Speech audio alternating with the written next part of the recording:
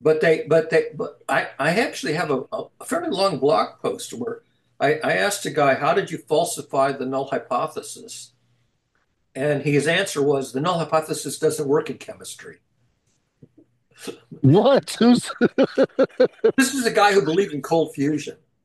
Oh, well, okay. Clearly, he doesn't deal with null He says the hypotheses. null hypothesis method doesn't work in chemistry. And I go, excuse me, sir? That's funny. That's a funny story. Yeah. It's a How you fairly doing, long, Sam? it's a fairly long blog post. Hi, Sam. Glad you finally Yeah, made it after sorry I'm 9. late. Actually, I've screwed around with various different machines. This is actually one of my lowest powered laptops, but I just got it configured, so I tried to do an experiment with it. So I put a Logitech webcam on it. Hopefully you can hear me okay. Yeah, you're fine. It's not high fidelity, but it's good enough. Yeah, you Actually, can hear. it's going through my Bose headphones, so I hope that's okay because I use those frequently. Yeah, Although they're right now at about 80% battery, so I don't know if that affects anything. it's fine. It's better than talking on the telephone, but not high It's fidelity. it's it sounds like you're on fancy microphone with low sound card. Maybe the sensitivity is low. Let me try and figure that out. No, the sensitivity is great. We can hear It's just that the bandwidth cuts out at about, I don't know, 5 to 10 kilohertz. exactly. Really? It's the sound card. If you were playing music, it wouldn't be terribly musical. Okay, yeah, this is actually one of the farthest locations in the place from the WAP, so it could be that I'm not getting a good connection here. No, no, I mean the audio bandwidth of It's fine. the It audio. works. You know, Yeah, it's great. It's great, Sam. it's like AM radio. Exactly. You wouldn't do symphonic music on AM radio because it's only good to 5 kilohertz. Okay, maybe I'll screw around with the sound settings. Yeah, we can hear you perfectly. It just sounds like you're on talk radio. Yeah, Okay. exactly. So, so feel free to tell us the weather report this morning and the traffic update. It is about 44 degrees, cloudy with maybe a chance of rain later on today at about 11 a.m. Yeah, you sound just like you're coming through the speakers on the plane when the pilot is talking. Currently at top weather tower, it is 11 minutes after the hour. Right. Yep. Perfect. We'll be coming down the aisle soon to collect all service items. Please put your seat backs and tray tables up in the upright position. You know, so, well, Thank you. All right, enough of that. so do we have a topic for today or anything important to discuss? I sent out a couple of things, but no, I didn't actually propose them as topics. But let me just recover that and see if I can figure out what I sent.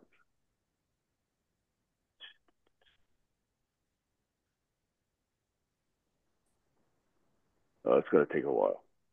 I did Uh, post I, it's harder and harder to find anything worth posting, but yesterday I found something. I found a TED Talk by Larry Lessig that I posted yesterday, which I thought was kind of interesting. The fact that Was I'm it a looking is meant it a I, new one? Is it it a new one? actually it was a TED Talk that he gave in Germany in February, but it only appeared on YouTube yesterday for the first time. I don't know why it didn't make it to YouTube until now, but it was a really good. I've always liked Larry Lessig's talks. He's a professor at Harvard. Well, I know who he is very well. Yeah, and he gives fabulous talks. He's very insightful, thoughtful, and very well organized in his talks. but Yeah. it was a The lousy TED talk presidential candidate. yeah, he was a yes, right. He was a But he inspired Andrew Yang quite a bit. They had long talks, and he's one of the reasons why Andrew Yang ran for president. Not that he did anything in his run, but I respect Andrew Yang for saying I'm not going to let Trump win in 2020. So, Lessig actually walked for president. I think he walked in New Hampshire for president, mm, but he didn't get very far. And that academics, systems thinking academics just don't get anywhere in politics. yeah, Um, but it's great. Would be great for a president. well, yeah, actually, Barack Obama is about as close as we ever came to a systems thinking person in the Oval Office. Maybe Jimmy Carter, maybe not. I mean, sort of, but between Jimmy Carter and Barack Obama, the only two that I would give any credit, well, Eisenhower, I guess because he was a general, was probably a systems thinker, but that was so young that I really couldn't have evaluated him. What about Theodore Roosevelt? Well, that was more than 100 years ago, so He I had don't a know. good system. Yeah, rough rider. I don't know enough about Teddy Roosevelt to know if he was a systems thinker or not. Maybe he was. I think he might have been. I'd have to look up. I don't know enough either to know. I know he was an environmentalist, but of course the pendulum has swung the other way. We have the antithesis of systems thinking, which is essentially the Antichrist. I just watched I don't know what his exact title is at Harvard, but he's works in the physics department. He's also what would you say, like a physicist, if you Natural will. philosopher. Natural philosophy is the old name for physics. Yeah, he's kind of like an old school guy that way, but he's a young guy, and he was just on the podcast Theory of Everything with Kurt Jaimunger, Oh, yeah, I and don't know. he gave the most brilliant review of history of physics from the 1920s, where you know how most people talk about the famous interactions between physicists, between like Niels Bohr, the Yeah, Heisenberg, or whatever, all these famous right. people. The But what 1920s. Yeah, right. But he went a little deeper where he talked about when they were challenged by the younger physicists at the time in public, that they had private conversations outside of that. And he had the knowledge of those private conversations about what they said publicly they believed and what they said privately. And they had to say certain things publicly so that the math adds up. But then they also believe that that's not exactly how things are, but this is the best way we can describe it. Yeah. Yeah, the big change in physics was going from models that purported to characterize reality to models that only characterize probabilities because you couldn't get reality below just probabilities, and that was a big revelation that that you can't observe things to arbitrary precision, and because you can't observe things to arbitrary precision, you can't predict outcomes that depend on those infinitesimal differences, which is really chaos theory. And quantum mechanics was the first one to basically come to grips with that. And they said, okay, we're just going to do probabilities. That's all. That's the best we can do. Sabina Hassenfelder actually published a blog, a YouTube post, I think last week, pointing out that when you get down to the Planck length, you Yeah. can observe. There's no way to observe things at the Planck length, and under quantum mechanics and chaos theory, those things that you can't observe influence the outcome. And so since you can't measure the initial conditions to that precision, you can't predict the outcome to deterministic precision. Einstein didn't never really fell into that understanding. I think by the time chaos theory came out, Einstein was gone. Although he could have been aware of it because Poincaré was certainly alive in the 1920s, but I can't find any evidence that Einstein really understood Poincaré's findings. Well, if you want, I'll send you the talk because it was mentioning all everything you just mentioned, and Yeah. it's Hilbert space. I didn't study these things, so I don't have them all rattled off, and I also just woke up, so I'm not fully awake. Well, But I mean, I study Hilbert space and even Banach space, so I know what those are about. But the thing that I didn't know until the 1980s was the exquisite sensitivity to initial conditions at arbitrarily small precision, all the way down to and beyond the Planck length, at which point you say, okay, now I get why quantum mechanics has to be probabilistic. You can't do any better. We'll never do any better, according to Sabina Hassenfelder. She thinks that is simply not observable. And that's what this talk was about. Yeah. Is it's not observable, but you can do mathematics that reckon with it, if you will. Yeah, that's how you get probabilities instead. Right. So I'm saying in those probabilities, in if you think of gauge symmetry and you think of, okay, if it's like, in other words, here's a question for you. What is the difference between a nanometer, 1 nanometer, and 1 Planck length? What is the It's huge. differentiation? Like how Yeah, big? Because I Planck, can't wrap my head around it. Planck is, I think, 10 to the minus 34th, I think it is. And nano is what, 10 to the minus 11 or 9? 12. Is It's it the 9 difference or between 12? nine powers and 34 powers.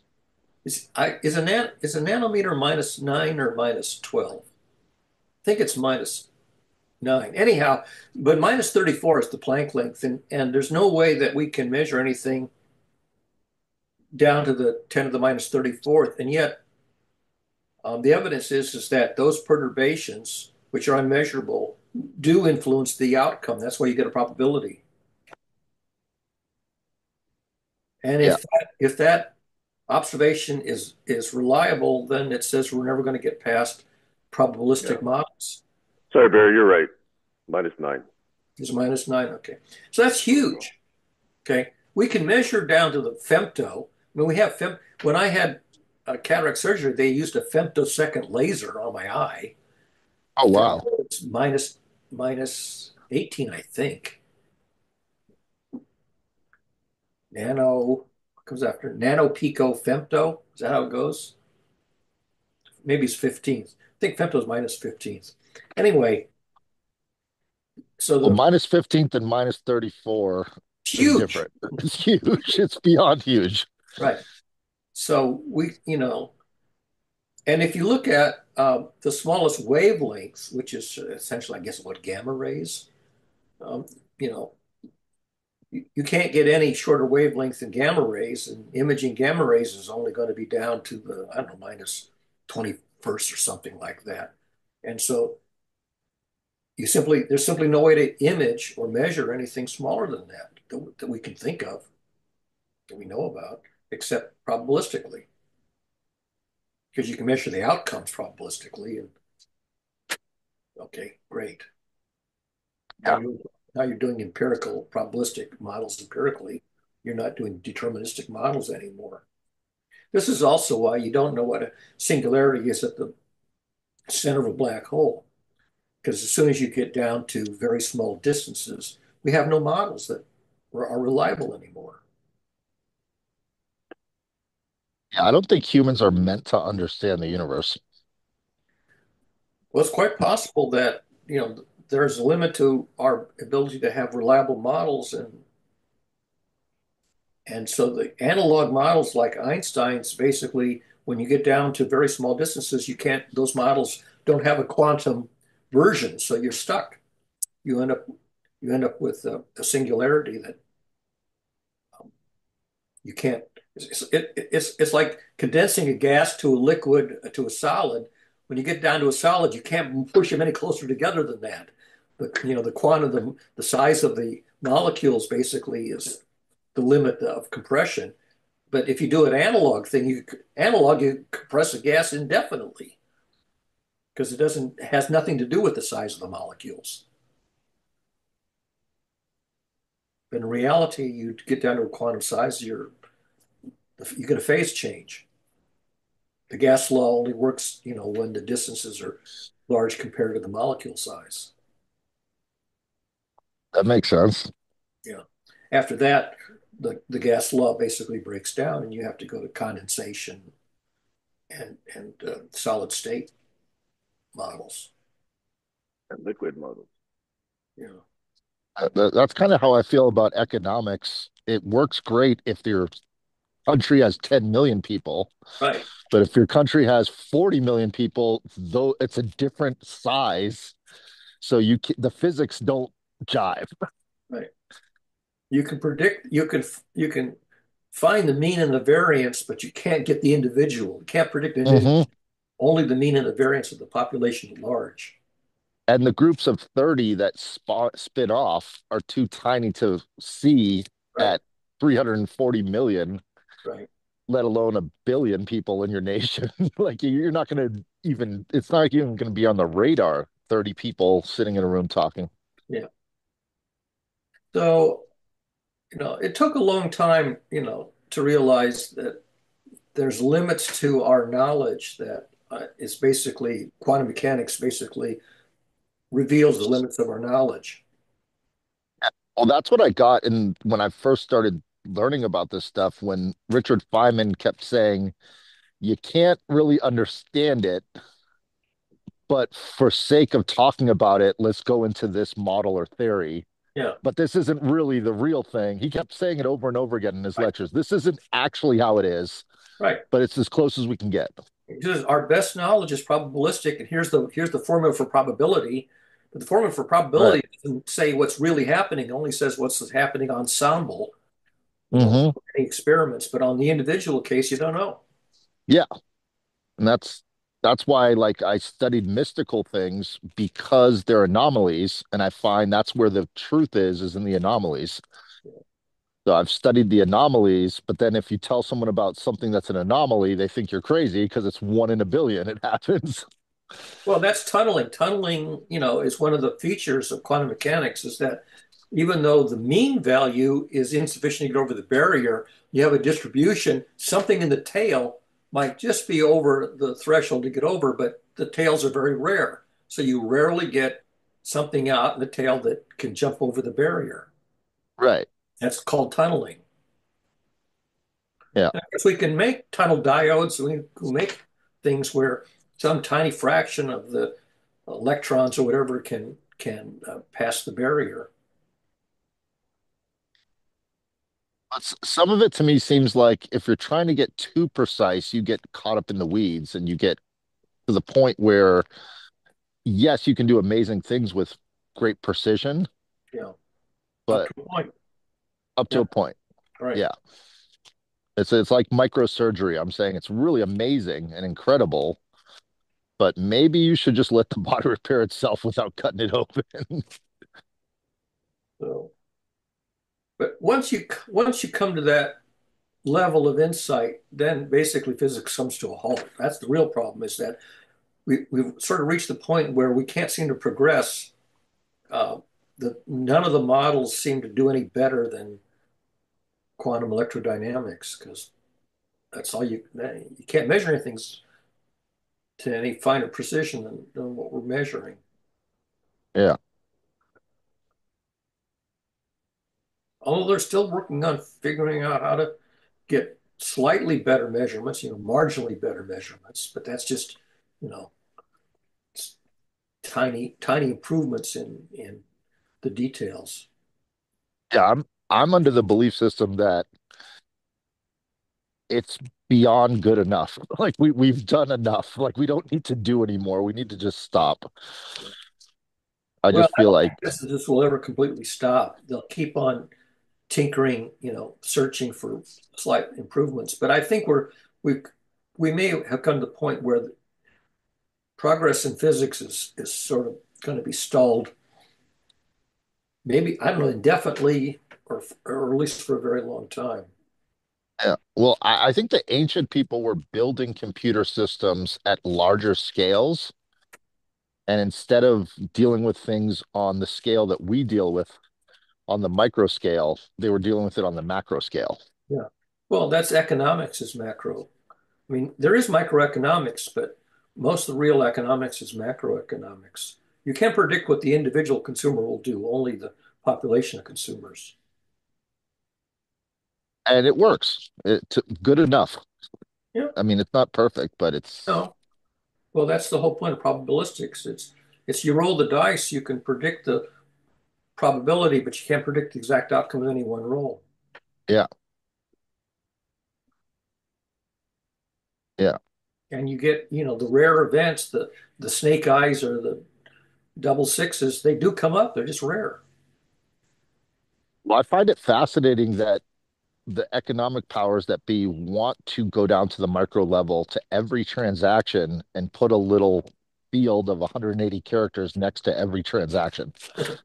Yeah, I think eventually, that's That's quite ambitious to try to calculate every single transaction of every monetary situation, which Yeah. is impossible.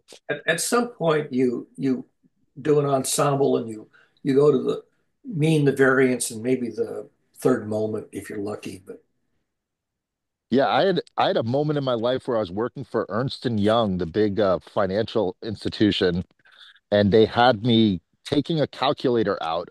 So I wasn't using the computer, printing the stuff on paper, doing the calculations on paper, giving it to a room full of nerds from MIT and other big institutions that graduated. And then they were submitting that information back into the computer to hide the variables they were changing because all of the accounts that I was working on said Cayman Islands, Cayman Islands, Cayman Islands, Cayman Islands. And and after 2 days of doing that work, I went, you know what? I don't want my name involved in this because probably just put me there to blame me because I'm not part of the company. I was an outside hire. So I felt like I was being scapegoated and I was like, yeah, I quit. Like, I don't want to be involved in this. This is shady. But so why would they have someone take the information out of the computer system, do it on a paper with a calculator? yeah, so you don't leave a paper trail. Exactly. So they can burn all the paper so that you don't leave an electronic trail. I mean, look, they're burning the paper trail in the Gates and ethics investigation. I mean, they have the damn report. It's printed. They just are not going to release it unless it leaks. That's a good question. Do you think somebody will leak the Gates ethics investigation from the Senate? I think they're all corrupt. That's just my own Well, there's opinion. no I think, question they're corrupt. The question is whether they will leak the evidence of corruption. well, I mean, if someone's corrupt, will they leak the corrupt thing from the other corrupt? I mean, when they're all corrupt, it's like, do you eat the vegetables that are making the other vegetables bad that are all moldy? Yeah. It's like it's all bad. Just throw it out. Don't eat it. It's not worth trying to cook it and But fight around it. you only need one person to leak it, and that person, of course, will be scapegoated. They'll be kicked out, but it will have leaked. Right.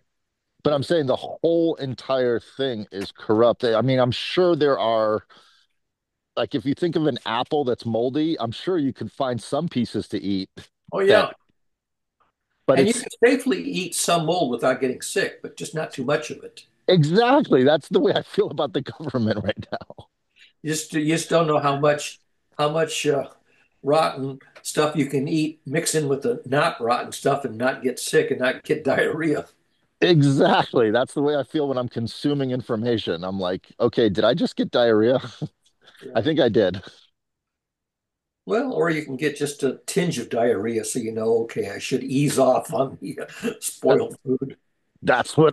I feel like I've got a more than a tinge, but it's quite a bit. Yeah, just a little bit will mess up your stomach. Hey, So let's see if cheers. Sam has got another topic because I think we've worn this one out. Yeah, well, thank you for going over that topic. And if you're interested, I can send you the video afterwards. It's James Barnard, I think his name is from That's Harvard. the guy from Harvard. Okay. Yeah. No, again, I'm not well prepared for this week, but I did want to respond to one of your points you made earlier, Barry, which was you said something about limits to human knowledge. Right. Some And I don't quite understand that because knowledge is expressed. If it's not expressed, arguably it could be something else, but I'm not sure it's called knowledge. So if knowledge can be expressed and expression is done symbolically, then in theory, what are the limits of symbolic expression? I don't see many that are tied to being human.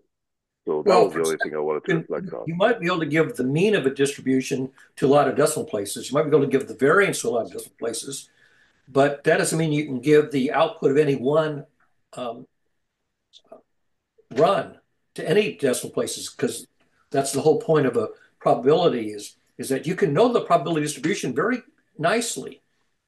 You can say it's a normal distribution. We know the exact shape of it, But now I'm going to roll the dice or whatever, and you tell me what's that one's going to be. It's going to be somewhere in that space. Okay, so that's a different argument than what I thought I heard you say. That's what I Because was talking about is okay, where all your knowledge is probabilistic, population knowledge, but not individual case. right. So there are cases to be made about probability and its limitations, Right. but that doesn't necessarily apply to all knowledge. So now I'm Yeah. okay. And even if you can write down a formula for the probability distribution and say it's exponential, it's normal, or one of the other well-known ones, Poisson distribution, you can also get distributions which are very irregularly shaped, and you may not have a formula for that shape. You may only have a table. Okay. May I ask a question? This is not a prepared topic. I was just curious since you seem to be a font of a lot of knowledge, Barry. Have Correct. you studied how Fibonacci is applied in investing, especially in the free markets? I wasn't. I'm not familiar with any use of Fibonacci, and I'm not much about investing at all, Yeah, especially I'm just Fibonacci. learning, but I'm hearing them use the word Fibonacci, and I'm hearing how they use Fibonacci. It seems a very weak application of Fibonacci, not very precise. I haven't come across it. I mean, there may be something to it. I don't know, but it's also possible it's just um, witchcraft or whatever, woo or No, something. no, I've looked into it. It's a formula. It's a Yeah, 1.618 when the branching out on the tree. So it's a formula for stability.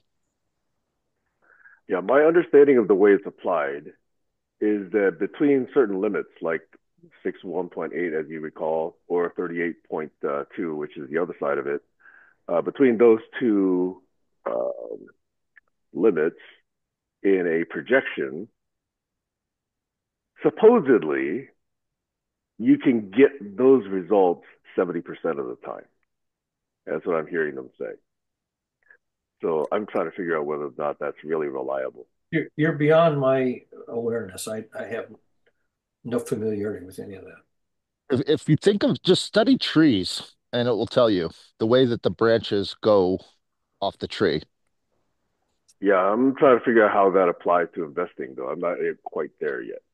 So if you think of investing as the root of the tree is the trunk, and the different companies in your portfolio are the branches, that's one way to look at it.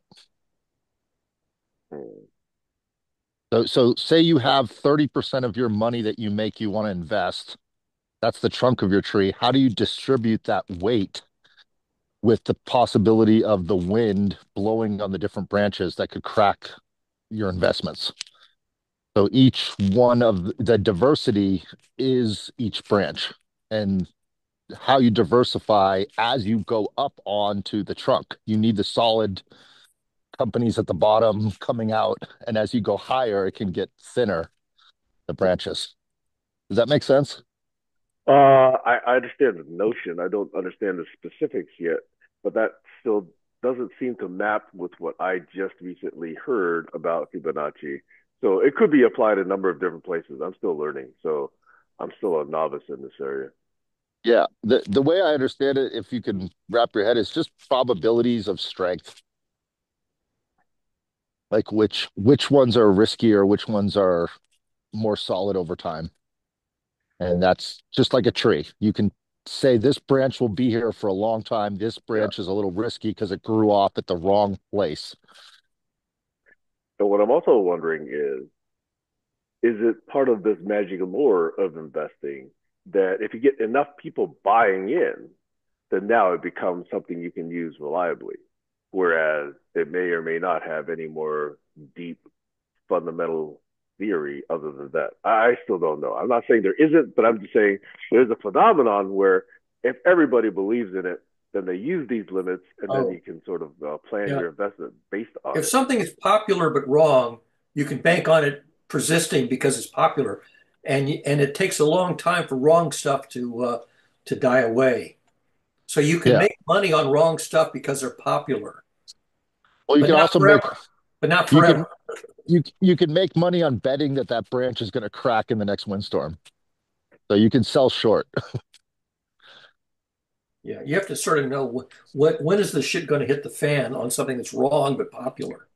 Well, you also you put the weight on that branch by over by Stress. making it wrong Yeah, on purpose. You stress it on right, purpose to see if it will break, and if it doesn't break, then you can keep going.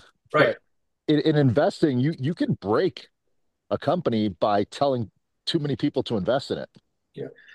To some extent, there's an analysis that says that Trump is stressing the Congress to see how far he can push them to approve bad choices. And if he can get them to approve a lot of bad choices, then he's won. He's succeeding in destroying the system.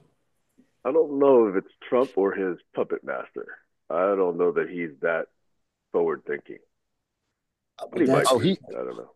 yeah. he's not. He's not, Sam. Right. It's the people around him. That's why I say I think it's his puppet master. But he's testing whether he can cause loyalty to overthrow common sense or prudence. Can No, since you loyalty brought this overthrow up, prudence? Barry, I'm going to say you brought it up, not me today. Okay. But since you brought it up, I'm going to say there are, what, 6 or 7 weeks, maybe a few more, for Biden to actually exercise his presidential power, which the Supreme Court has granted him, to excise this gnat of a Trump and all of his cronies. I know I said this before, but he has to take action now or step down and let Harris, the prosecuting attorney, do it. Okay? Because these guys are clearly a threat to the Constitution. They're about to undermine everything the Constitution stands for. And now's the time for him to do this with impunity. And it is legitimately in support of Congress, the Constitution. And it will be a presidential act that is immune from prosecution. And that, I think, is the way you save this country right now. And that's the only thing that, Biden needs to do before he leaves office or step down and let Harris do it. That, Actually, I think, is the I best think thing I possible. think that the likelihood that Biden will either resign, that is intentionally step down, or quote become ill and have to turn over power to Harris while he's sort of indisposed, and then Harris becomes either the real president or the acting president, so we have a woman president, creates the precedent of a woman president either for real or temporary. And while she has the presidential power, she can, for example, pardon Hunter Biden and do other stuff because essentially her political career is pretty much over anyway, probably. So, Yeah, but that's symbolic. I'm talking about actual real change, not just symbolic change. And I oh, don't even give a shit whether or not Hunter Biden is pardoned or not. Okay, I don't even care if he isn't. I mean, if he committed a crime, fine. Let the laws of justice apply to him. But I think the matter I'm talking about is protecting the Constitution. Sorry, Josh. Good question. Just since we're going through these scenarios legally, is it constitutional to have that person as acting president? Meaning, was it?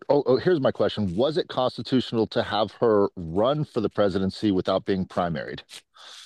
Was yeah, that constitutional?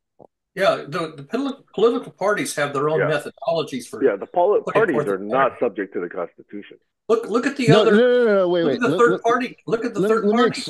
let me explain it so it makes sense. Is the Constitution says we the people of the United States, if we the people have not had a chance to primary someone, if they were appointed, not actually elected, is that constitutional? Yeah, I don't think the Constitution mandates primaries. There are third party candidates, third, fourth, fifth, sixth party candidates that don't have primaries or um, although there are a lot of states. But I'm talking about the constitutional processy of the actual intention of the law itself. Of this country was built on ideals, not laws. The laws became enacted later, but the Yeah, ideals were what was the founding of the country was based off of we want everybody's input. It's why it's called a democracy, even though it's not run as a democracy. That's a republic, but yeah. It's So a republic, but I'm saying that alone needs to be looked at is republic, democracy. It's somewhere in between those. It's not one or the other. it's an oligarchy, actually. Or It plutocracy. actually is. Let's be honest. It's a little offshoot of the British Empire. Yeah. Go ahead, Sam. Okay, so I just asked Perplexity, does the Constitution apply any guidelines to political nominees and the primary process? Answer, the U.S. Constitution provides minimal direct guidance on the presidential nomination process and political party primaries. However, it just says you got to be a natural born U.S. citizen, 35 years old, resident of the United States for at least 14 years, and the states have authority in elections. Article 2, Section 1 gives state legislatures the power to decide how presidential electors are chosen. And the Elections Clause allows states to determine the times, places, and manner of holding elections for senators and representatives subject to congressional oversight. Subject to congressional oversight. And then their First Amendment protections, limited federal role. Congress has the authority to set the date for choosing electors and when they cast their votes. Evolution of the process, modern primary process evolved over time. Okay, so the primary process evolved over time is largely determined by state laws and party rules. Yeah.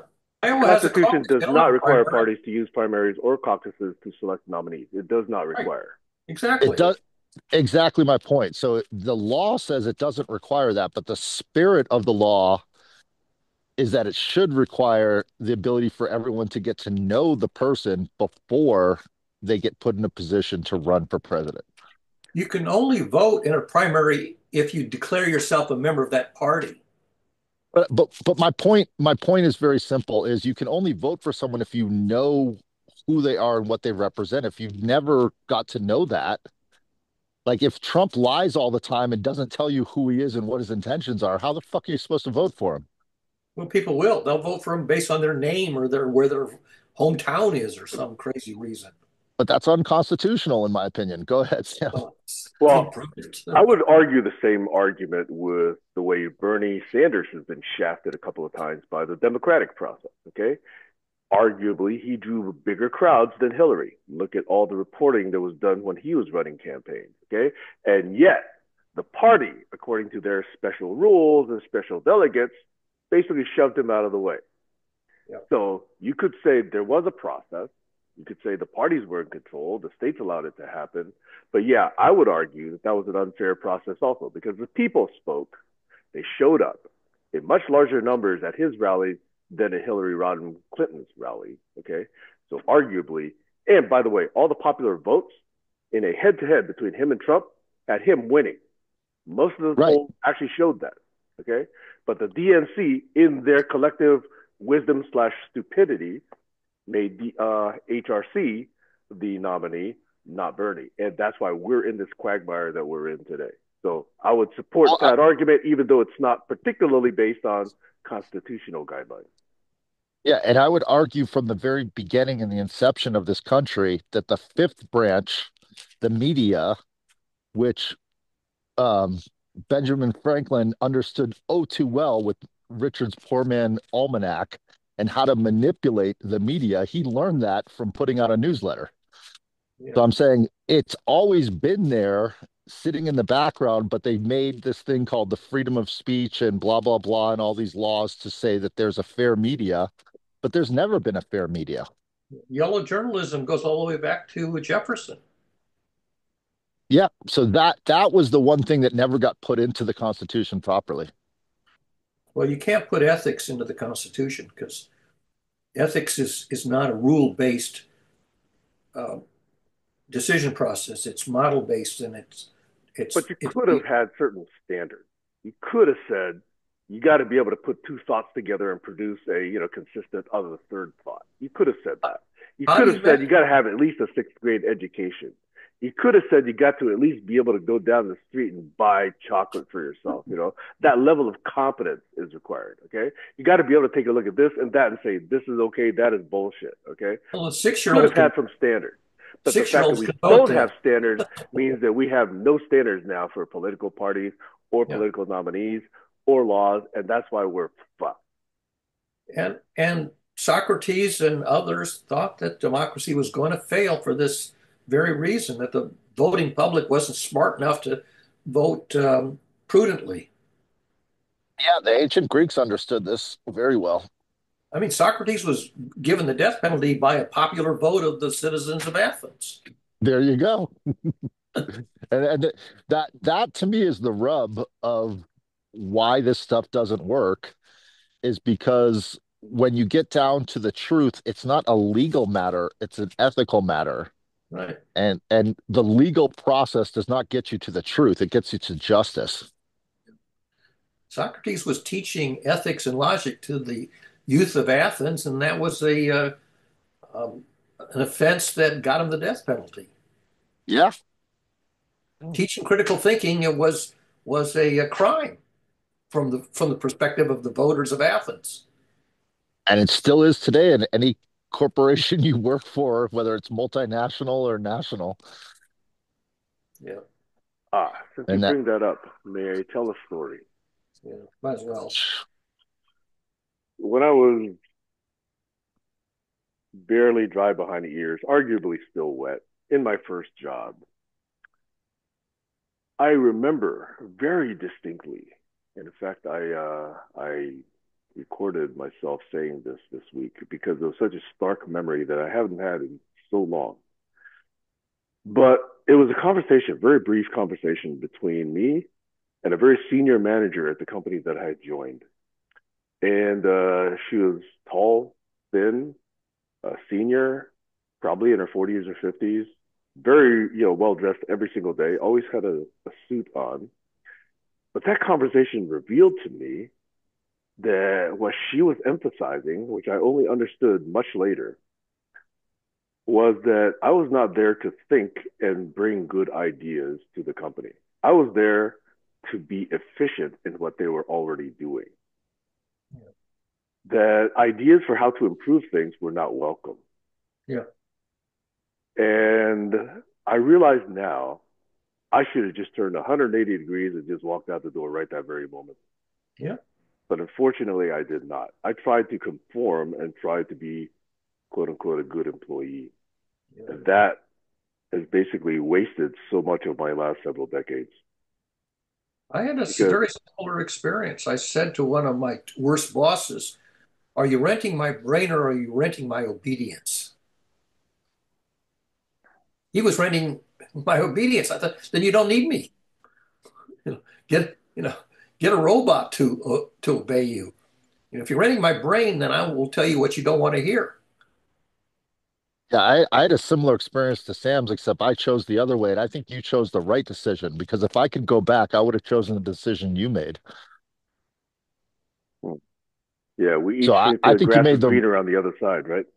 well, yeah, because like my dad used to say it this way, and I thought it was very intelligent, is if you're have the right of way on a in a car and you're going down the street and you have the right of way and you get into an accident, you're in the hospital bed and you're screaming, I had the right of way. That's the way he put it was just because you're right doesn't mean you should go through that light when someone's screaming down, you know they're about to whack into you and the light's red. You don't go forward into the collision. And I think that's why you made the right decision, Sam. Well, the times that I've actually decided to propose what is right have cost me. Yeah. Well, I mean, that's the whole point, is that the advance of civilization is an expensive proposition, and most people won't participate in it because they don't want to pay the price. But our civilization is very primitive. And if we don't advance, we're going to die out, which you probably will anyway. And if you want to advance civilization, then that's a risk. That's a huge risk. Yeah. So may I follow that idea? So maybe it's time to stop worrying about civilization or the species surviving. It's probably more worthwhile and probably has a better outcome for us to try to preserve some amount of knowledge or some amount of wisdom in some way that some possible future civilization, whether it's humanoid or other, could potentially use it as a accelerant in their own civilization. Because this one, again, I'm going to say it again. It's ugly, I know. This one appears fucked Yeah. to me. 2 or 3 or 4 thousand years ago, our ancestors did exactly that. They wrote stories that they believed was going to help preserve some sense of sanity.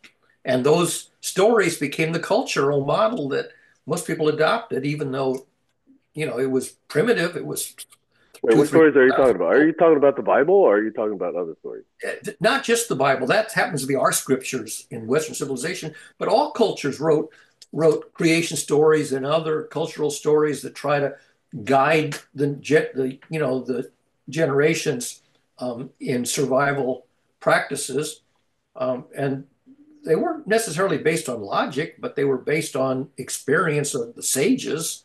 The sages did that. They wrote Oh, yeah. stories. It doesn't have to be logic so long it was the sincere best wisdom at the time. It was sincere best wisdom. Now, at some point, bits and pieces of it fell by the wayside, and eventually, all of it's going to fall by the wayside. And maybe Homo sapiens is going to fall by the wayside. But that was what people have been trying to do, in every generation, is leave behind stories that are insightful and instructive. And Yeah, that 2 or 3 generations later, you people say, well, those stories have served their purpose, but they're obsolescent now. obsolete. Yeah.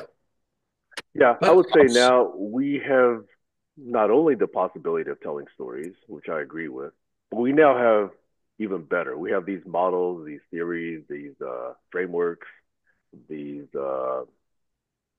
entire systems of thought that go beyond just the story. And I think that if we had set up, maybe that's what the you guys are aware that GitHub, the software archive, has been preserved in a snapshot a couple of years ago in an Arctic location not to be disclosed, so that sometime in the future, if useful, that could still be used in the reconstruction of whatever comes about. yeah, And I think there's an attempt to put it somewhere on the moon as well. I could be wrong about that, but there will be periodic snapshots. These little time capsules. This just happens to be of software and other kinds of software-related knowledge that could potentially be that accelerant for future civilizations. But imagine if the Library of Alexandria hadn't been destroyed or burned down. How much further would we be? And imagine what we could do to codify what we know right now, thinking, let's say, melancholily, that we're not going to be around, our civilization is not going to be around, but perhaps bits and pieces of our wisdom could potentially be in the future. yeah. Over. Maybe non-biological systems will survive and the biological ones will die out. That's Yeah. quite plausible. That's what's going to happen. Go ahead, Joshua. Yeah, that thought process is what made me want to go to all the megalithic structures around the world and see what knowledge was left in places like Pumapunko, in places like Machu Picchu, in places like India, in places like Egypt, in places like Lebanon. If you go to these places, that knowledge is preserved in those rocks. If you go Yep. to Cambodia, if you go to Indonesia, it's still here on this planet, Yep. but it's esoteric and it's so far removed from today's Yep. modern civilization, it's hard to decipher. Yeah. We got to recover the ability to be able to read those. And in future civilizations, they will have to recover the ability to read these GitHub archives, in the archive. In the Arctic or elsewhere out in the deep cold. Yeah. And I think this is a cycle, not a mythological story that has happened many, many, many, many, many times on Earth. And it's not a popular belief because we've written that civilization started in Mesopotamia, blah, blah, blah, blah, blah. But you can just go around this planet and find a lot of anomalies that do not Yep. fit that narrative. I Right. mean, And if it there's too doesn't many. fit, we don't teach it, right? Because we can't Well, explain it. it's like that Planck length thing. It's too many powers further to even be how we can talk to people with nanometers and they don't even understand what the fuck we're talking about. But if you say a foot or an inch or a centimeter, that makes sense. So that's it's scaling of understanding. It, how could you teach, like, in other words, the way communication and information is moved through societies, there's too many people with too many different disabilities to all be on there's no way to create the Borg.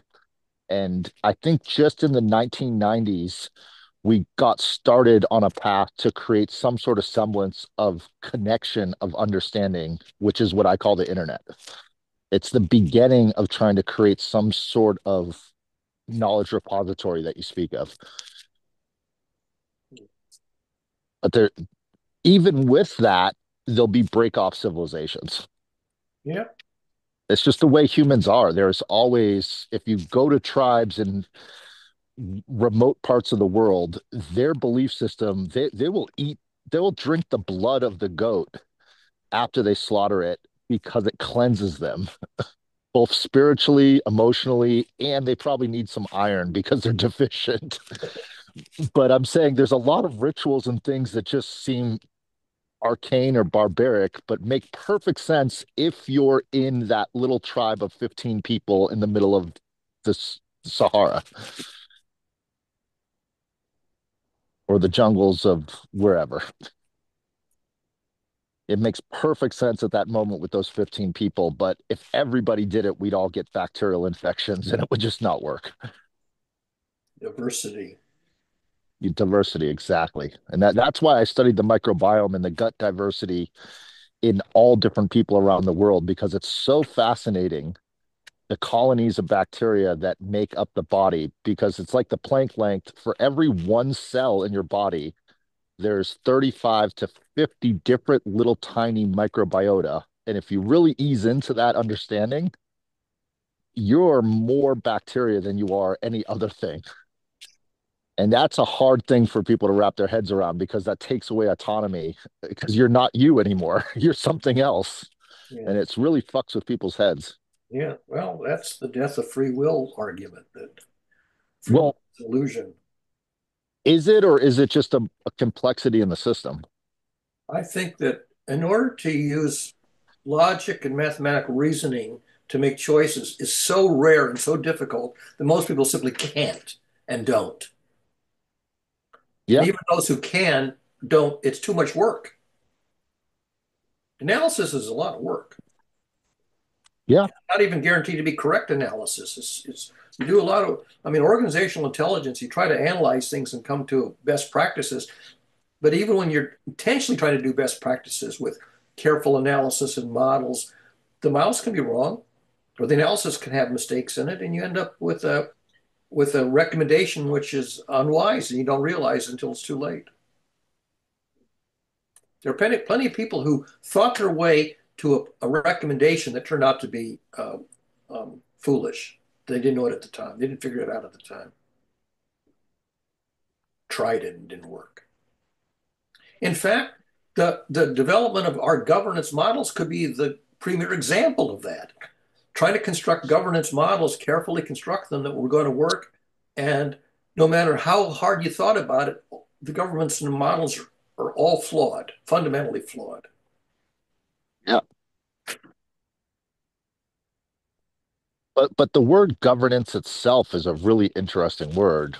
And I think it's a good thought experiment for, I think everyone on the planet should do this, is if you were to start your own city, your own nation, how would you defend those ideas and those principles that you came up with and you built it around? How would you defend it? That's where I notice most utopian thinkers or hippies or wannabe community people break down, is when they forget to think about waste management, when they forget the basics of water flow and those things. That's what I've learned from being a homesteader, is all these people come to me and say, I want to start a community of 8,000 people and blah, blah, blah.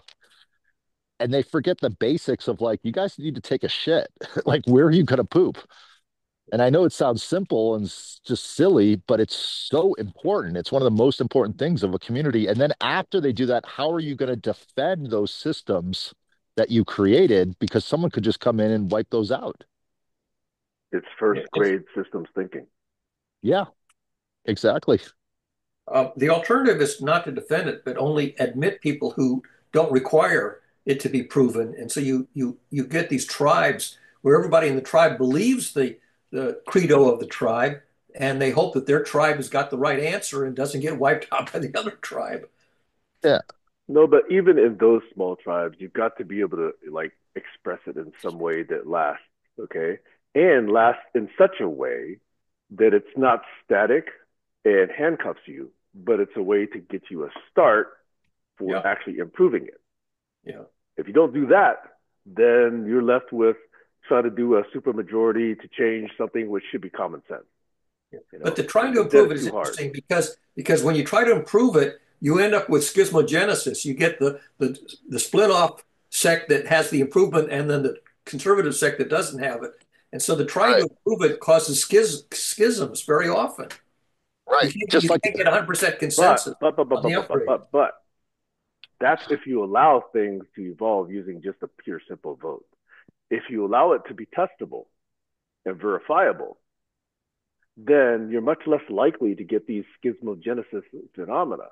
Because if I can actually have two models and say this actually improves the way healthcare is provided to the masses, and it's demonstrably better than this method by at least 10 or 15%, whatever, and that's demonstrable, there should be no argument. There should be no vote. There should be no election required.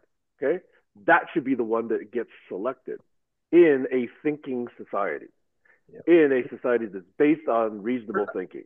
We're not a thinking. What happens is the one I that know we're not. I'm just the one that describing the doesn't what have if that you are vaccinations asking dies about. out. Harry, you They asked go a what if extinct. question. You asked a what if question. I'm answering the what if question. Yeah, I think that in reality, what happens is that the ones who don't upgrade prudently go extinct. That's or why I they, believe in standards. Sorry. yeah, no. I think you guys are onto something really important is they should go extinct, but they should go extinct at a natural flow. Yeah, But when you're holding those people up and not letting them go extinct, that's where things get a little schismed. yeah. Schismogenesis is what you call it. That's a term that was coined by Gregory Bateson. Schismogenesis is this phenomenon. He observed it as an anthropologist. That when you study anthropology, you see this phenomenon of schisms. Yeah. He looked at the root of schisms and coined this whole theory of schismogenesis. If you Yeah. look You at can see it schismogenesis, you'll see it's basically a Gregory Bateson concept and piece of literature. yeah, you can see it in the insect world for sure. Yep. That's why you get different species, or different Different what's ant colonies. Yeah. yeah, you get different colonies that slightly different practices, and some of the colonies thrive and some of them don't, and Yeah. some eventually go And extinct. some of them fight each other. Yeah, yeah, So, with that backdrop in mind, the stuff we've been talking about for 10 or 15 minutes, perhaps now is the time to reflect on survivalism. Maybe it's time to actually adopt a survivalist frame of mind because yeah. you're not going to I prevent would if it, I was a lot but you younger. might last a few years or weeks or months longer than if you weren't prepared.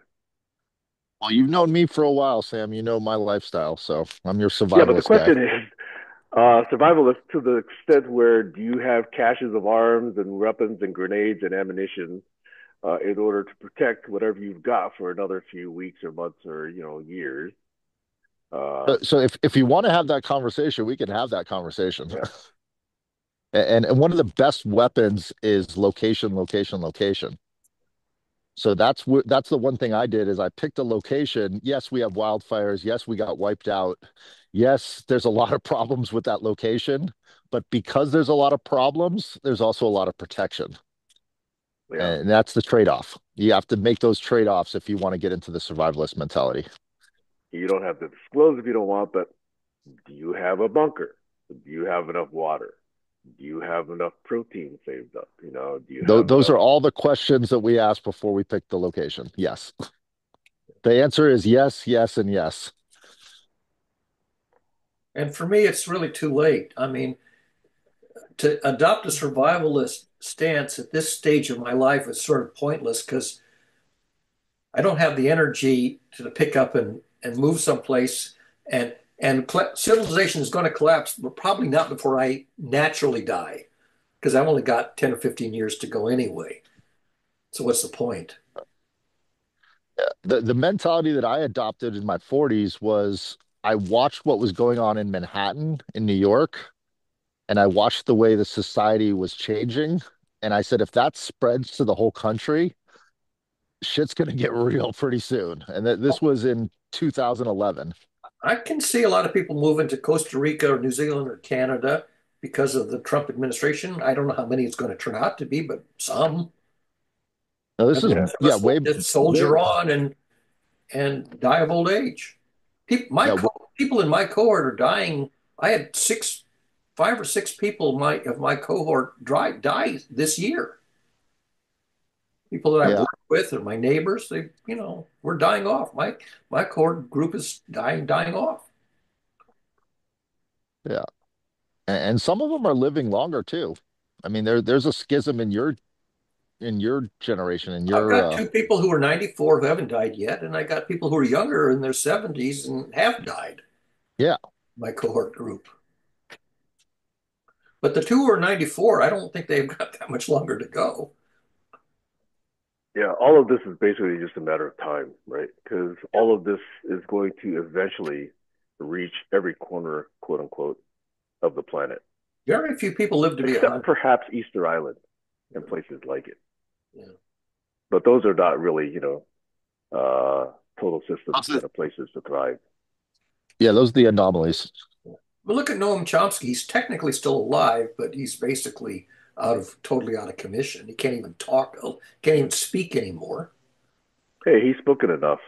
He's I know. contributed enough to society. He put it all down in writing, and he doesn't have to recite it. So he no longer recites what he wrote By the down. way, a very strong Bernie supporter. Yeah. And I wrote down a lot of stuff in the blogs, and I don't recite that stuff anymore. Yeah. Hardly ever Well, did recite it, just wrote it down. here's my attitude, Sam, so you know where I'm coming from is when you know that things will not get better and you know that the people in charge are just fucking buffoons and they're going to do some stupid ass shit, you can either try to intermingle and say, hey, stop it, or you can let them do what they're going to do and learn their lessons at the behest of other people. And that's a tough choice to make. And I had to learn that in the Occupy movement. And it was really hard to step aside and watch them just ruin it, just Well, ruin a really good fucking thing. if you're talking about the current, buffoon of an administration, there's a downside to joining them, right? You've seen that so many of them are completely just tossed aside by, the orange buffoon himself, okay, left to go to prison, as dozens of his cronies have already done, left for indictments, left to pay their debts. He's not going to support any of that. They'll be left to be indicted for all the crimes that they did under his instructions. So that's a downside. And if you still join the guy at this stage, you're signing up for that. Okay. On the other hand, to fight them when they hold all the powers of office, at least after January 20th, that's a losing proposition with Citizens United, with a corrupt Supreme Court, with balance of power in the Senate and the representatives and the executive branches of government in controlled by the stupid masses. Okay, do stupid people. It's a losing proposition in this country. On the other hand, to leave this country is surrendering, which unfortunately is a hard decision because this is still arguably a great country, or it could be. So the next 5 or 6 or 7 weeks are crucial. They could save the Constitution in this time period if they act correctly. Okay, this is Biden, this is Harris, this is the entire current administration. But if they're cowards and decide not to do that, we're basically just surrendering. We're surrendering to this, you know, power hungry, corrupt, lying, unethical, rapists, felons that represent what they call a Republican Party today. So there's the decision we have in the next few weeks. It's that Yeah. distinct. Well, if I personally choose to look in a longer time frame, and I just listened to Andrew Yang talk about his view on what just happened, and he's focused on the Forward Party, which seems completely stupid at this point, but he's already gained enough support to be ahead of the Green Party and ahead of the Libertarian Party. So there is room for a third party, and there is room for the Buckminster Fuller type of thinking of a better system outside of this system. And I think we all know it as computer scientists type people, technologists, that this system is not going to run the same with the technologies that's being created.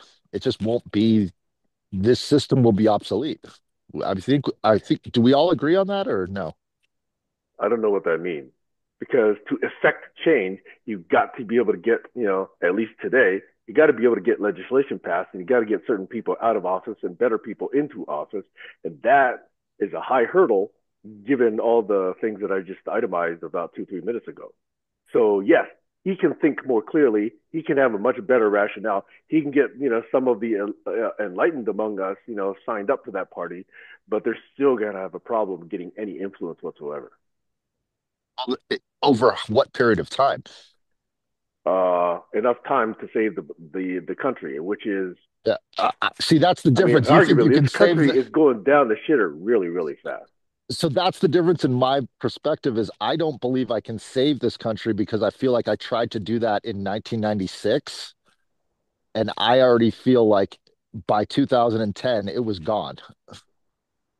So that's my perspective. I already let go. The country's already, the whole system is about to be remade over. What it gets remade into is important, but it's already being remade. I mean, Citizens United, all these laws that were passed, all the way, that already happened. Yeah. So if it's going to be done in the short term, there unfortunately needs to be either action by the current administration or violent overthrow. Those are only two scenarios I see. Yeah, I gave up on that years ago, but I think people will eventually come to understand why the present systems are flawed and why the flaws are systemic and can't be patched over with band-aids, why the whole system is fundamentally um, dysfunctional, mathematically dysfunctional, and unsustainable. And then maybe once they realize that you're trying to save a dying system, an unsavable system, then they'll maybe think about how to create a system that's completely different from the one that we invented 6,000 years ago that maybe has a prayer of going further. And then they may look yeah. to say, well, how does the universe not die?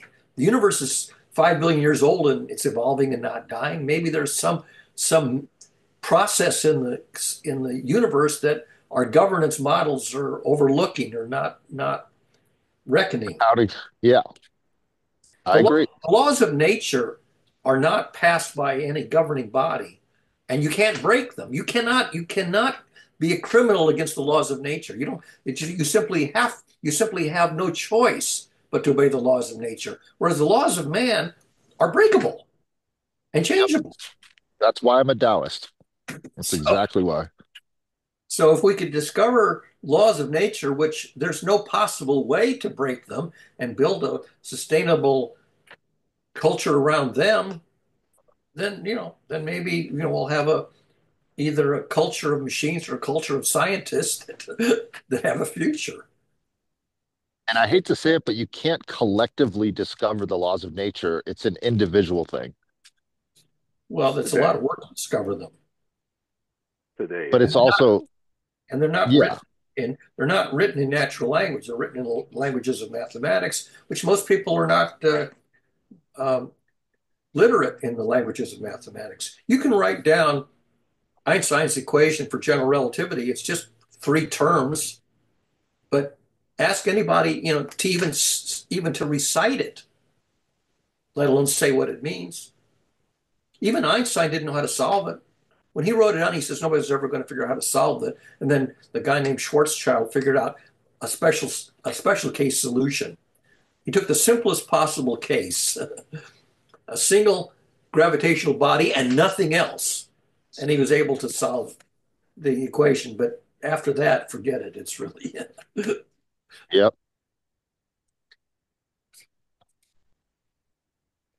I just want to actually enjoy the irony that is the fact that Harris, as the VP, has to certify the election on January, whatever it is, 6th of 2025.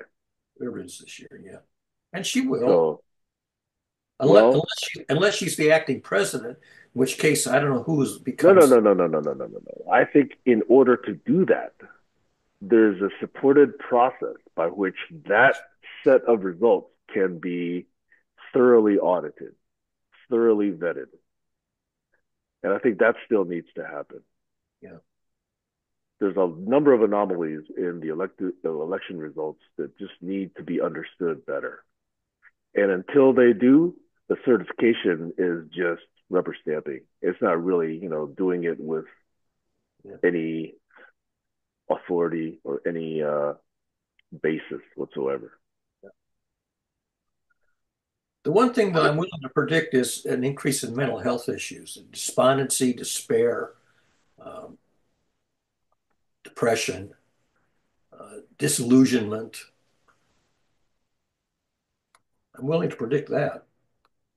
Yeah, I hate to say it, but if we can see the vulnerabilities, then the people that are hoping for the downfall and the demise of this nation can see the vulnerabilities quite clearly as well. And that leads to other potential outcomes, which is not fun to think about. So, But if the U.S. becomes an autocracy like Russia, like North Korea, like China, uh, yeah, like was it Hungary, Turkey? If we become another autocracy, so all the big powerful countries are autocracies, I think human civilization on this planet is in very grave danger of wiping itself out. it's possible. Iran, I left Iran out of that list. And even Israel's an autocracy now. Yep. Too many missiles will be in the hands of these stupid autocrats. These people who have fundamental personality flaws. The dark tetrad becomes running the planet. Yeah. It's I, going th- I think that's already happened, though. it's happened in the past. I'm I just mean, saying the last, civilizations have failed in the past. no, I'm saying 30 years ago it happened.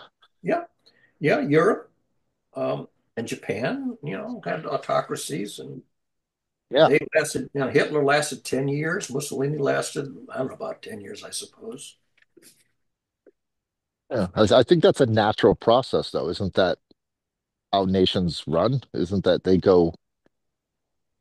Yeah, they treat their people well and then they don't, and then they revolt, and it's just a constant cycle of that. yeah, the Biconian cycle. The Yeah. problem is back then they didn't have technology like the internet to, accelerate their influence. And today, their influence can be accelerated greatly by the technology that we've developed Yeah. in the last 80 or 90 years, century-ish. But Yeah. if you speed up doomsday, then more people will see it coming because it's happening fast. The faster something's happening, the easier it is to realize it's happening. If it's happening Yeah, with but slow then motion, people you don't see can't slow act motion quickly coming. enough. You cannot act quickly enough to No, prevent it. we can see it coming. It's like the Titanic. You can see the iceberg, and you can't turn fast enough to avoid it. Well, I just did a little sample test of 10 of my friends, and they're all being manipulated by ChatGPT right now. It's a slow burn, but they're all getting indoctrinated into this new belief system. They're asking the ChatGPT, "What do you think of me?" They're asking for guidance from a language model that is just predictive text, and it's quite shocking Yeah. how many people believe that there's intelligence behind. the system and not relying on their own intelligence and giving up their autonomy to a system. And it's happening quite quickly and also slowly at the same time. LLMs don't do model-based reasoning. They didn't do mathematical analysis. They were not trained on that disciplines. They haven't been All right. educated But in mathematical analysis and model-based reasoning. But what they do that's really smart and intelligent is they ask you questions about you so that they can put that information into a database and they create systems like Palantir. So, And that's what's being created right now is I asked the language model what it knows about me, and it's collecting quite a bit of data. And I haven't given it very much, and it knows a lot more than it should. yeah, yeah. So I'm saying this is just, and this is the worst that system will ever be. So when you get autonomous agents, agentic systems that are coming online in January, it's going to happen really fast. But let me also say, if you're a, let's say, elementary school student or high school student or even, early college student, and you're trying to understand a topic, and you go to your teacher or professor and say, tell me about XYZ, okay? Arguably, the teacher will do a job that's analogically similar to what the large language models are doing. Yeah, They're relying on what they've read, they're relying on their memory, they're relying on patterns that they recognize from the query. They're just doing the same old thing and then just, you know, disgorging what they can recall from their memory. And if yeah, that's what's happening, many of them are not adding any original thought to it. They're not actually adding anything to what they've remembered or recalled. And if that's what's happening, then the LLMs arguably are doing exactly the same thing, but possibly better. I So very agree. few teachers are doing that perspective changing, way of teaching a 5-year old. Tell me about Heisenberg's principle. They're not able to do that. Most teachers I'm talking about. Okay, so just criticizing an LLM for doing that may be it's true in theory, but it's pretty much what most students and most teacher interactions are like over.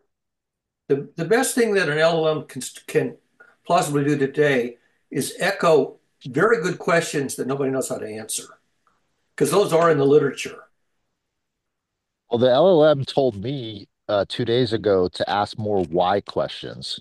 Yeah, It said you're very inquisitive, you're very intelligent, but you don't go deeper and ask me why I said what I said.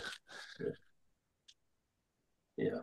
And of course, LLMs basically can't answer why questions. They simply say, "Well, because that's what I heard other smart people say." But they think they can. They're Well, delusional. yeah, they'll give the same answers that other smart people gave, but say, "Well, that's our best understanding now," and Well, it may or may not be correct, but that's the I best think that, we have. I think the system is yearning for the why questions. I once wrote an essay called "Why Ask Why." It's up on my web server. It's been there for 40 years. Why ask why?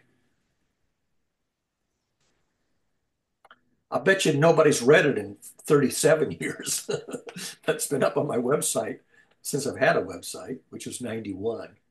Does the writing that you wrote go into the Socratic method, or what is I what? have to actually go back and read it to answer that question because I don't really remember what's in Okay. it. I wrote a whole bunch of essays in 1984, 85. And first I had them printed out on paper because we didn't have the internet. And then I eventually put them on the internet when I had a server. But no, I mean, I don't, I would be surprised if a dozen people on the planet ever read any of that stuff. So Barry, as a thought experiment, if I gave you a microphone right now and I said you have the amount of people that tuned into the Mike Tyson fight last night, 60,000. Yeah. well, I think it was over 120 million people. Oh, okay. Yeah, there's quite a In bit. person, it was 72,000 in person, I think.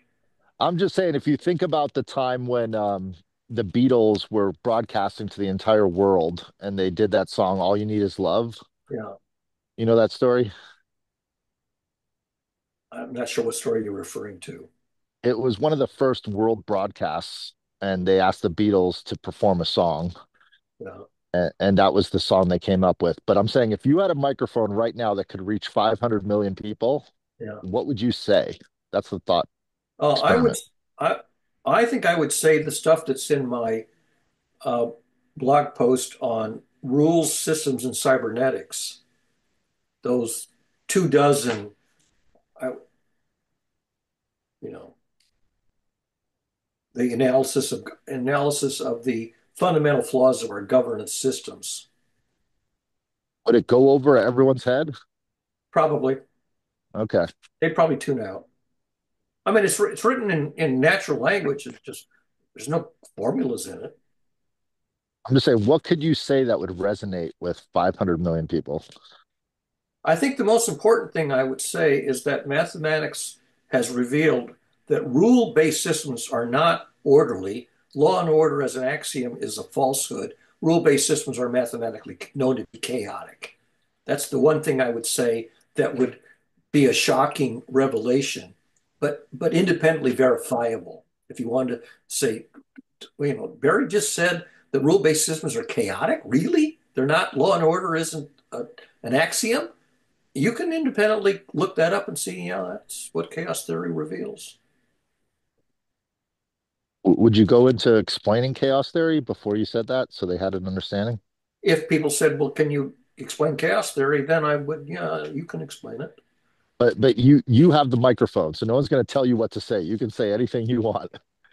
I would simply say, if you believe that rule-based systems are orderly, stable, and predictable, you're deluded. Hmm. Mathematically, we have discovered that axiom isn't an axiom, it's a falsehood. So even though you're right, you would have 500 million people mad at you because you just told them they're deluded. Well, they'll probably think I'm a kook. They'll say, "Oh, he's a kook." Don't you know? Yeah, but it could resonate with, a It will hundred thousand resonate people. with people who have a respect for mathematics and science and analytical thought, and that's less than 1 or 2% of the population. Yeah. So you could just get a microphone to speak directly to the 2% of the population and narrow it down. Yeah, I think if I'm lucky, there's 1% of the population who, if they read my stuff, would kind of nod and say, "I think I get it." And the rest of them, if they looked at it, they say, I don't know what he's talking about." It's a good thought experiment.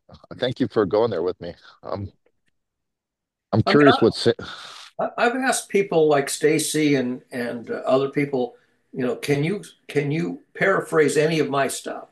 And the answer is they can try, but it's not. They don't really paraphrase it. yeah. They'll say something related to it, but it doesn't really rephrase it. It just kind of talks around it. The greatest thing I heard from you, Barry, is the idea is to bear accurate witness. Yeah, And that to me is always stuck in my head is when I'm thinking of sensors and systems, how accurate are these sensors? that's a fundamental requirement of feedback control theory. If you don't bear accurate witness to the real state of affairs, then it doesn't matter that you got your hands on your controls because you don't know which way to turn them. That's a fundamental theorem of feedback control theory.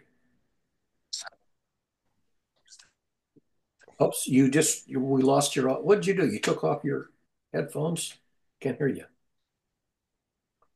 Did your headphones die? Now your everything died. Oh, sorry, I was just taking the headphones out. Now I can hear you. Okay. I'm Yeah, I mean, before they die, when I'm I took a charging them course up in for. when I took a course in feedback control theory, we got to the fundamental theorem. I thought, holy shit, that's one of the Ten Commandments. Don't bear false witness. It's Yeah, why? Because the feedback control system goes haywire.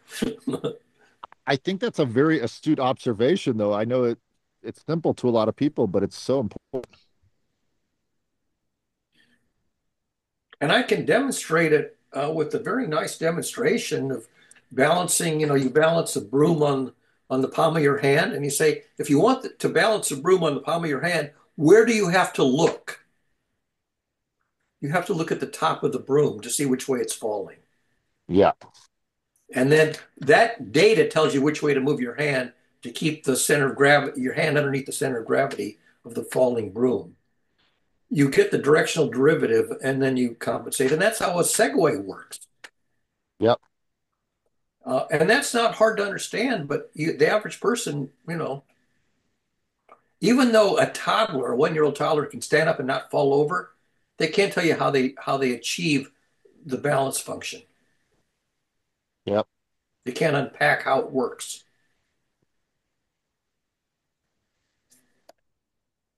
Yeah. That's why the semicircular canals are up at the top of your head and not down in your tuchus. I think the greatest teacher is just watching Aya try to figure out the world. It's so interesting. Yeah. And it's hard, and most people don't do a very good job of it. And that's why you have to be educated to get the parts that you can't figure out in real time on your own. Yeah. Most of the stuff I figured out, well, most of the stuff I learned, I didn't figure out. Somebody told me that stuff. There's a very, very few things I figured out autonomously. Very few. Well, that you remember, but when you were a kid, you were figuring those things out. I'll tell you one of the ones that was kind of surprising. I knew about lightning, I knew about thunder, but I didn't know how they were related. I figured out at some point, I don't know how old I was, I figured out that if you see lightning, that lightning strike, which you see, is going to generate thunder, which you will hear at some later time, and that later time lag tells you the distance. Yeah. But I I didn't know remember the those. formula for I didn't know the formula for counting the time and getting the distance. I found that later in the literature. It's a mile every 5 seconds. A mile every 5 seconds? Yeah. If you take the delay No, no, between I and you heard this. divide by five, and that tells you how many miles. So where I heard this as a kid is in the movie Poltergeist. Oh, yeah, that came very late in my life. I didn't see Poltergeist. I'm just saying, I was a kid and they had this moment where they said, okay, the thunder and the lightning, and then you count the seconds in between. Right. So that's where I learned it from. No one taught me that except for the movies. Yep. I think a But lot of things I learned in life were from watching movies. I think one time I was out on the front porch during a thunderstorm and the lightning struck right across the street. I saw the lightning strike and the thunder that went with it was instantaneous. Yeah. And that was the first evidence that, because normally you see lightning and then you hear thunder and there seem to be independent events until one happens right in front of you, which is, Yeah, that happened when I was rare. the church across the street got hit, and I heard it, saw it at the exact same time, went outside and saw the steeple Right. falling over the When you thing. see the three things simultaneously and Yep. hear something, then you realize, oh, the thunder goes with the lightning. I think that's a great metaphor for everything. Yeah. How many people figure that? I very few people would figure that out. They're told that they learn it at some point, Well, but it wasn't in any uh, elementary or middle school subject. I don't think they ever explained that thunder is the sound of lightning from at a distance. I don't think that was ever in any of our textbooks when I was a kid. yeah, I don't know if I read it in a textbook either. Yeah. It wasn't mine. Well, you're what, 15 years younger than me or something like that, 20 years younger than me. You're 78, so about 13 years younger than Yeah. you. Well, I'll be 80 in a couple of months. Wait, you're 79? Okay, 14 Yeah. years. I'm proud. Yeah, I'll be 80 in January. This is the middle of November already. So 2 months from now, I'll be 80. Yeah, today's the 18th or 16th. 16th. Do you want to be 94, Barry? To tell you the truth, I'm not sure I want to live that long because I think what's going to happen is the quality of life is going to slowly degrade. In which Uh-huh. case, it's not a pleasure to get up in the morning. It may be painful and it's not like I get up in the morning, I say, "Oh, great, I have a whole day to do something." I go, what the fuck am I going to do today? There's nothing to do. That's Yeah, within my, that's within my capacity. That's worth doing. Most I of the can things that relate to I that. can do is hardly worth it. You could do what my dad does. He Where's your enjoys dad? reading math books. Oh, I stopped reading. I stopped reading printed text a long time ago, partly because you know, vision issues that I would rather read on the computer. But the stuff on the computer, it's not like reading books. So, although I guess you can read books on the computer. You could feed pigeons like Tesla. But it's I'm harder and joking, Barry. harder to, That's a joke, Barry. it's harder and harder to find worthwhile things to do that are within my capabilities and worthwhile. Right. Well, it's fulfillment. If it fulfills you. Well, that's just it. There, like some people will say, well, I can make a great meal. I can go out and have a great meal and get a lot of enjoyment. But like somebody invited me out to dinner at Cheesecake Factory last week, and I went out and sat and had dinner with them, and you know, but was it a great joy? No. I mean, it was something different to do, but it wasn't a thrilling experience, or the food wasn't, so fabulous that, you went gaga over it. Yeah. In fact, I probably ate too much and had trouble sleeping that night because I overate because the portions were so damn big. But Yeah. could you appreciate that somebody reached out to you and cared about you and wanted to have dinner with you and socialize with you? Yeah, I mean, this is a person from Toastmasters who's in her 80s and she's a widow and she has very little to do, but I'm one of the few people that if she says, "Let's go have dinner at Cheesecake Factory," I'll say yes. So you could take some amount of satisfaction from that. Well, yeah. If I was 80 and some 80-year-old woman asked me out to Cheesecake Factory, I would probably appreciate that. Yeah, well, you probably enjoy food more than I do. Well, part of I the enjoy problem is food immensely. my sense of smell degrades. So food is the aroma of food, and if your sense of smell is sort of getting down to next to nothing, then food is texture, but it's not aroma. Yeah. So the gastronomical pleasure of eating sort of is not. I'm going to eat because you have to have fuel, but food has largely lost its taste or its flavor. What about its nutrient value? Do you enjoy putting food into your system that makes you feel more alert, more healthy? I can't tell the difference if I eat healthy food or unhealthy food. There seems to be no difference in the gustatory reaction. And Right. I know analytically that I need some protein and I need some this, I need some that, and vitamins. Um, but that's it's analytical. It's not because of any emotional satisfaction. Yeah. If you ever do an experiment for different nutrient-rich foods that all of a sudden you have these great epiphanies, that would be interesting. I mean, Sam Chan said, you should take Centrum Senior, or whatever it's called. And I said, all right, I'll no. It's only 10 cents a day to whatever it costs for those pills. So the hell, might as well. It can't hurt. You know, I think I spend maybe 50 cents a day on prescription pills and vitamins, something like that. It's less than a cup of coffee. I used to do Coffee, it's $2, right? have you ever done a wheatgrass shot? Wheatgrass.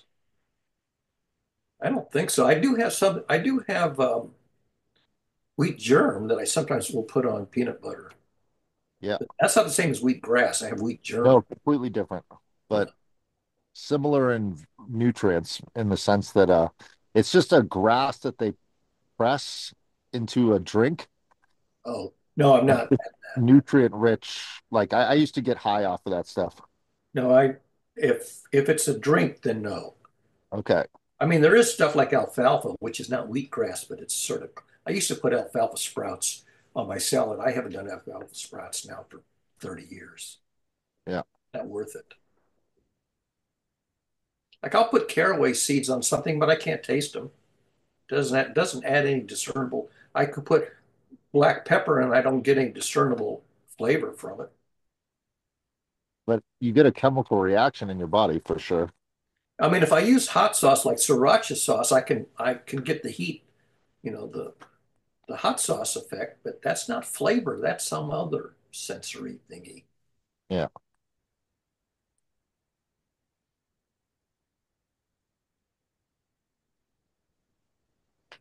Yeah, I don't know. I don't know if you guys have gone down the rabbit hole of nootropics and things that brain foods and stuff like that. No, not really.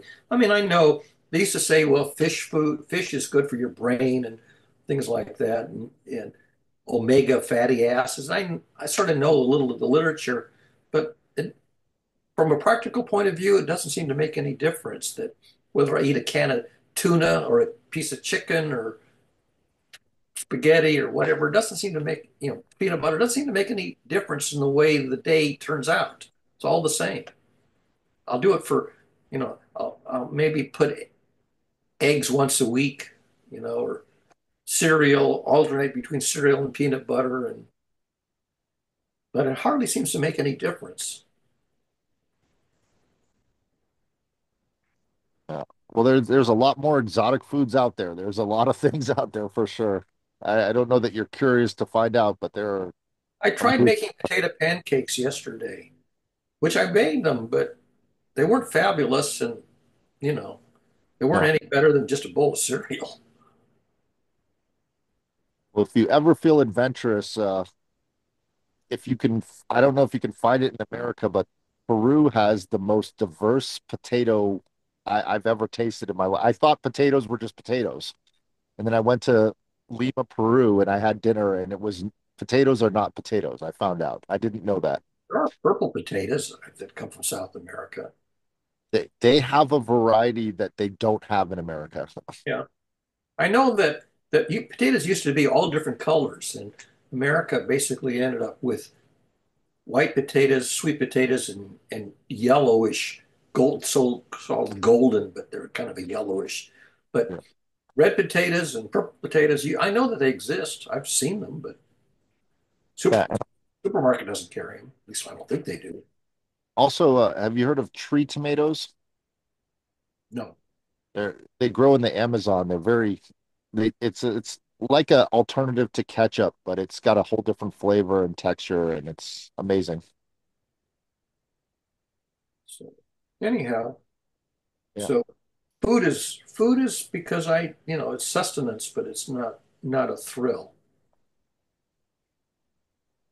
Nothing much is a thrill anymore, to be perfectly honest with you. It's just, you I know, get it.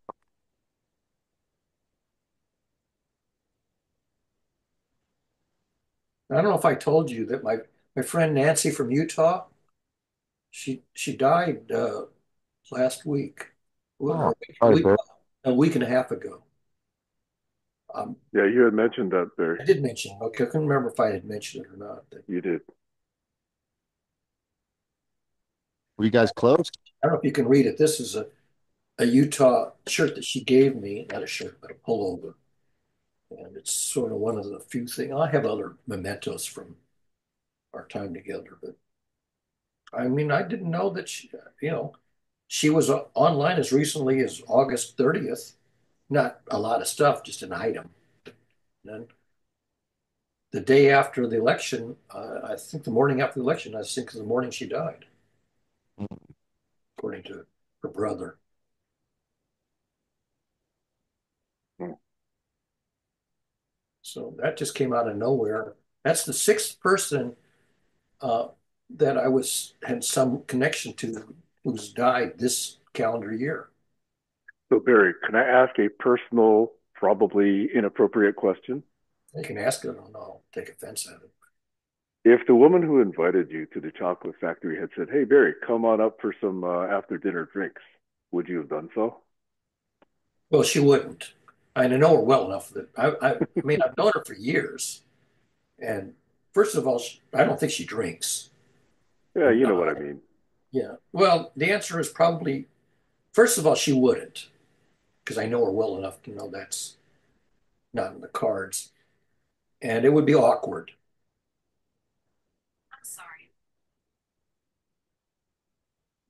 Yeah, Siri even says she's sorry. But I think you get the question, right? I mean, suppose there were more such opportunities, would that be Well, something that, I mean, I've often wondered if there isn't somebody out there who would have that thought. But here I'm 80 years old. I'm not the most charismatic bedroom partner imaginable. There are probably there are probably cases where I would say yes, and maybe cases where I'd say that doesn't seem appropriate. But I don't know. It's not actually happened, and I don't really know what I would do if and when it happened. all I But know is I'm not expecting it to happen. what people look for changes, So as I was young and then grew to what I am now, what I look for has certainly changed. And I hope it continues to do so for the next 10, 20, 30 years. And I can't anticipate what that is, but I'm just saying others probably go through that process. I mean, I But they're not expect looking things for to 20 change, year olds. but I expect things are going to change, but most of the changes are going to be downhill changes. There may be an uphill change once in a while, but most of the changes are downhill. Yeah, I apologize. I've got to make a phone call to my mom because her power system's about to go out. And it's 10 minutes to the end of the Yeah, I just Yep. noticed that. 2 hours anyway. So, Yep. I'll talk to you guys Okay, soon. guys. We'll see what's on the deck for tomorrow. all righty. Yeah, I'll see you tomorrow then. Have a good one. Let me know if Ta you're ta. around later today, Barry. Let Ta you know ta. if what? If you feel like talking later today, let me know. I'm saying Oh, I'm later. well, yeah. If you send a note in Messenger or something, I'm going to go back upstairs and try to save another dying computer. Okay, you Not, got it. not that I actually use it, but Cheers. all right, bye bye.